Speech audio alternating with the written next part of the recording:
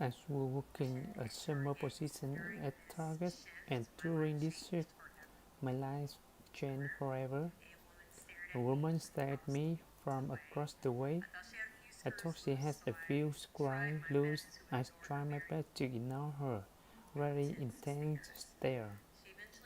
She eventually made her way over to me and asked me the most offensive question you can ask a person of color.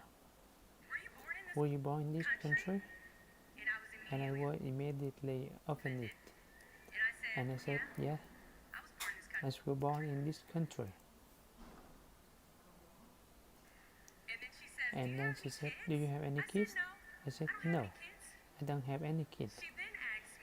She then asked me if I was married. And then I said, no, ma'am, I'm not married. She says, how old are you? I said, 19. May I help you find something? And she then go on to say something that changed my life forever. She says, you look like you could be the next Miss USA. To my disbelief, she was actually a patient's recruiter, and the reason why she was asking those questions because she was curious about the qualification that I had. When it came to competing for Miss USA, and I laughed at her hysterically. I swore like, listen, lady, this is my second year at Virginia State University. I'm in the ROTC program. It means that in 2 years, I'll be commissioning as an officer in the United States military. I intention on going 80-30. I'm not a patient girl. And she said, you know what, please make me at Starbucks tomorrow. I would love to just sit down and talk to you about it. And I must have been a pretty open mind 19 years old, because I actually met this crazy lady at Starbucks the next day. She shows up with this full-tone stack of passion books and somehow convinces me to enter into my very first patient, which I did 3 months later. Just a few months after the Target conversation, we went to a dress shop, and it was probably only maybe my second time picking out a dress in my life, and I remember going through on these pretty gowns, feeling like I look bonny. I remember putting the dress on and coming out, and it was her. I don't like the way that I look. I don't like the way that I look at all. In high school and middle school, but mostly in high school, I was heavily bullied. I had this one bully. She's be the person that I would do everything I could to avoid, because in the whole way she would bully me ruthlessly. She would say, skinny orangutan, because my arms are long. She just says, wow, look at how big your feet are. And I would honestly say she's probably one of the bigger contributors to why my self-esteem growing up was very low. And I remember looking at myself in the mirrors. I'm like having an anxiety attack. Leslie, she walked up to me and rubbed my back. She said, you know, when I saw you in Target, I saw something in you. And I see you glowing right now. I think you look amazing. And I think you could easily win this competition. And I think you could easily win Miss USA. You just have to believe in yourself, because if not you, then who? So 3 months later,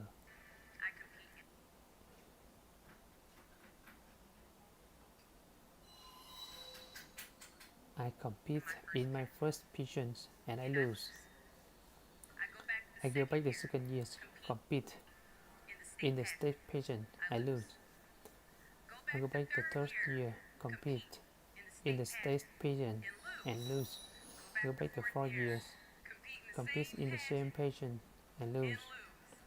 I go back the fifth year, yeah, compete in the state pageant and lose. But to get what, I go back the sixth year and guess what happened? I lose. It's where actually my dad. My dad that told me you have to stop it. It's not that I don't think that you can. I just don't know. If they will give you this ground, I will be prepared to quit. I called that woman on the phone and said, you told me I could be the next Miss USA. I've been at it for 6 years, and this is failing epically. She said, don't keep trying, keep trying. I have good feeling. I said, your good feeling is rapid. I've been at this a long time. She said, keep going. I said, okay. And I was gonna message her, telling her that I had a patient in 2 months, and that I wanted her to miss that I was competing for Miss DC USA. And when I went to her page on Facebook, there was just all these RIPs going up and down her timeline. And all the RIPs were from 3 or 4 months prior. So I never got to say goodbye. I didn't get to go to her funeral or anything like that. I didn't know anybody, her friend. Her friend. When she passed away, no one told me, because no one knew that we were friends, and I just feel really bad.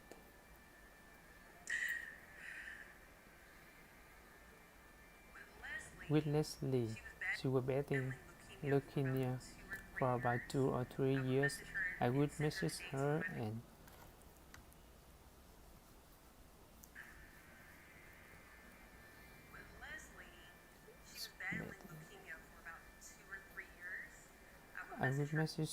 send her the date for my patient and says,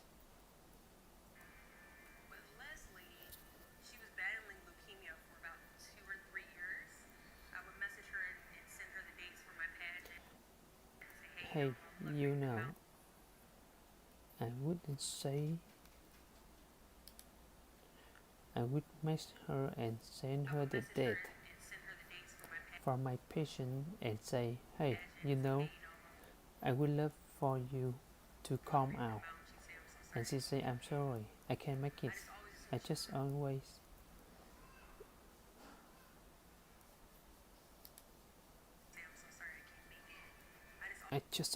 assumed things were going to be okay. It was very tough competing.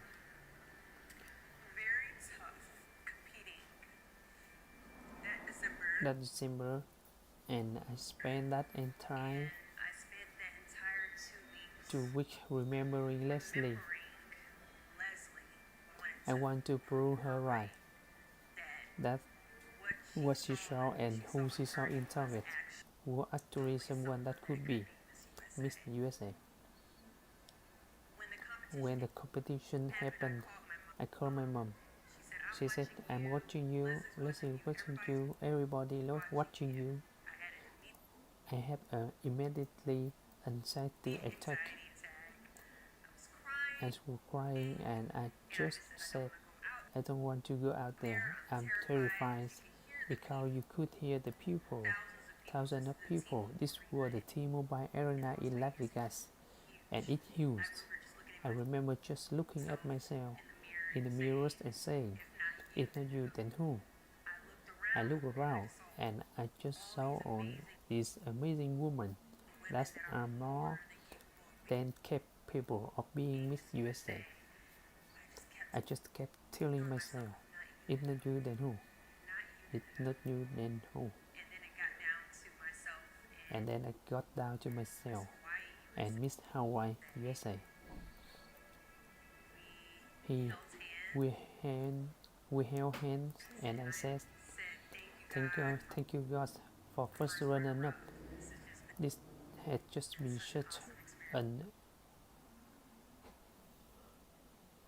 awesome experience because I just knew I was gonna lose against her.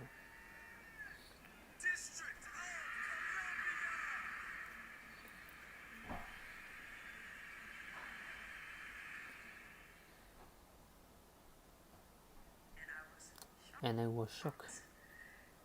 And I remember looking out into the stands and seeing so many people jumping for joy, including my friend, my family members that came, and I wish there could be at there sitting in the stand. But I could feel that in my spirit. I could feel something saying, I told you, I think it was her saying to me, like shining down from the heavens. You see, I told you you could be the next Miss USA. And I'm thankful that I was working in women's department and that she decided to come to Target that day because I just don't think I would have known how capable I am if it had not been for her. I appreciate that she was able to be that for me, and I continue to carrying that coat. If not me, then who? Through life, at times our purpose drops in our lap, as if the heaven threw it by accident. Do not fear failure, but please be terrified of regret, as giving up is the birth of regret. You will have 100 moments that will be filled with someone telling you no. The reality of life is that we will all hear more no's than we hear yes, and we will fail a lot, and I mean a whole lot. But what I ask of you today is not to take no for an answer. Don't be afraid of no. Be afraid of the possibility of a yes that you have prematurely destroyed because you decide to quit before the clock strikes 12. If not you, then who?